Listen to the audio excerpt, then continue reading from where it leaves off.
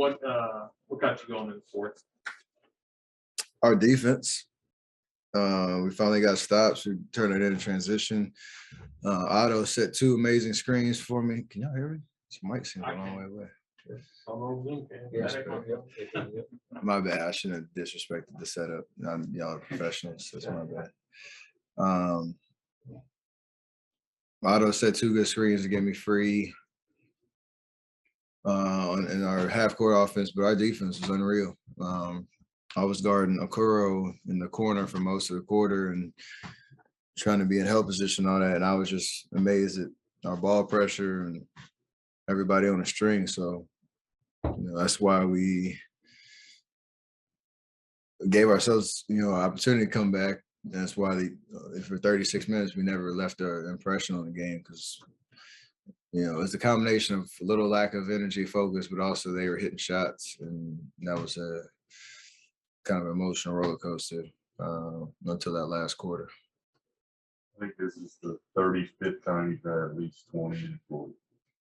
When you get rolling like that, what does it feel like?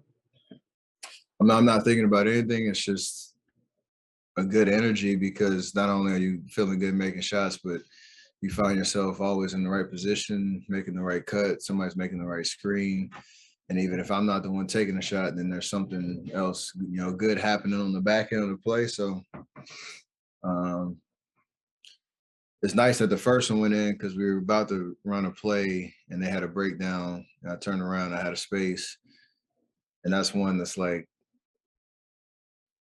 you're open, so you got to take it, you make it. Then they start to kind of overcompensate a little bit. So you get a couple back cuts, you get a couple overreactions, but you got to make shots, obviously. So again, it was because of the flow. Like we can go shot for shot, and it becomes a lot harder because you're still not getting stops. But we were able to do both, and that's why you have a 36-8 quarter. It's kind of crazy. In previous years, you couldn't have played the whole fourth because that's just not how. You said what? You couldn't play the whole fourth because that's just not how the sub pattern was.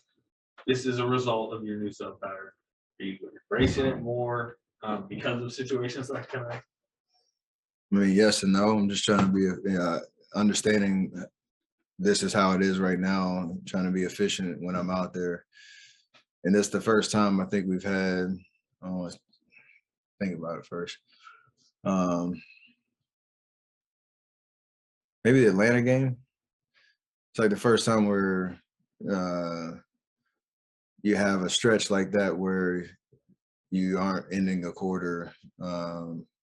Actually, the end of the third quarter, I was out there and we just didn't have a lot of momentum. But in the beginning of the fourth, coach was like, if you do get it going, we are able to make adjustments and keep you out there. So I just try to obviously understand that that's the rotation for right now and just be locked in on how I can be efficient within those minutes. Would you say this is a benefit of it though, of this, the way they've reconfigured it where there's going to be force where maybe they can play the whole 12? For sure, because I still didn't get over that magical 36 number. So you love that 36. In the fourth, could you feel them kind of wearing down? I was just noticing, I was chasing you all around there in the fourth and it seemed like he was having a difficult time trying to get through those screens. Yeah, I know they're on a back-to-back, but it's also a part of how we play.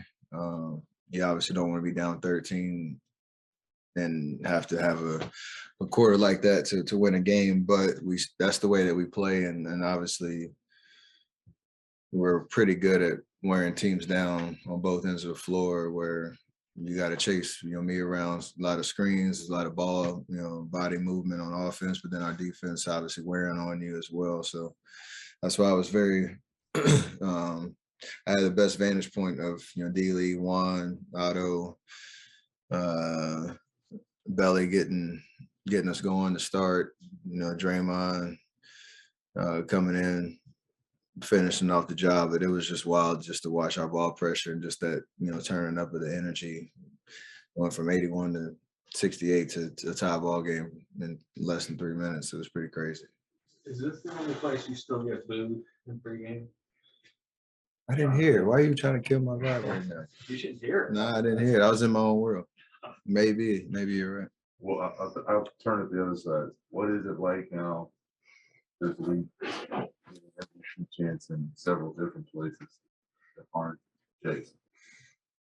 I mean, I appreciate it. I don't think about it too much, but it is very reminiscent of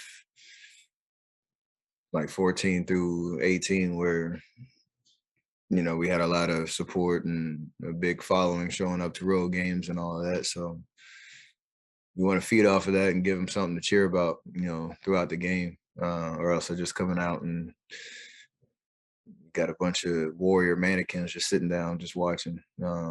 It's a little, you want to give them something to actually, get excited about, and that's what we did tonight. What about Juan's night? I mean, he's been out of the rotation for last several games and just seemed like he was an important part of that for him. Yeah, I told the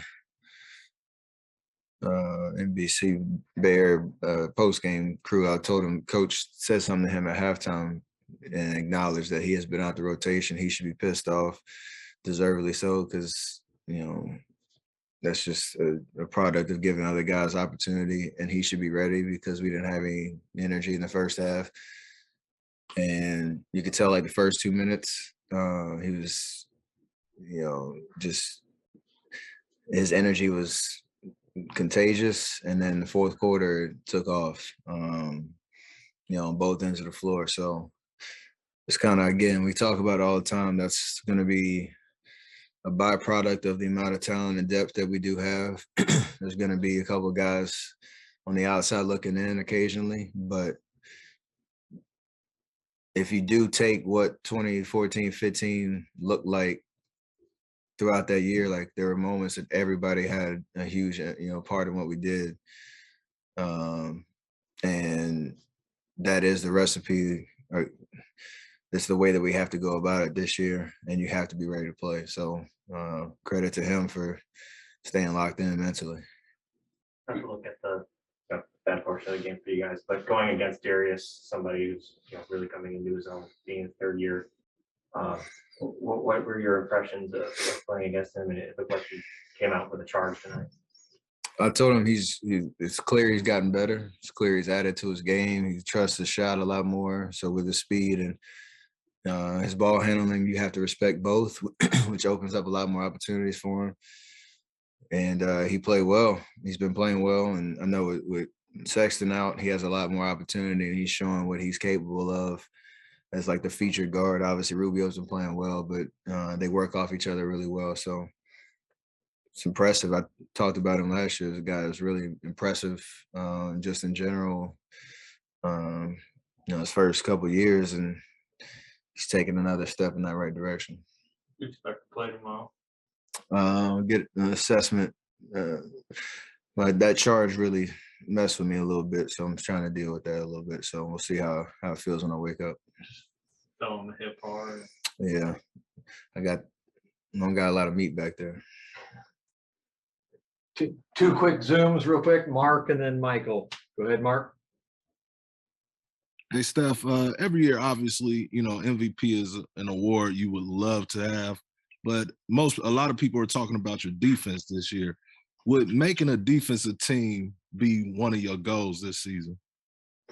If you want to start that narrative for me, please, by all means. I will happily do my part to try to make you a profit, my man. So go ahead and put that out there. Write the article. Let's go. Let's freaking go.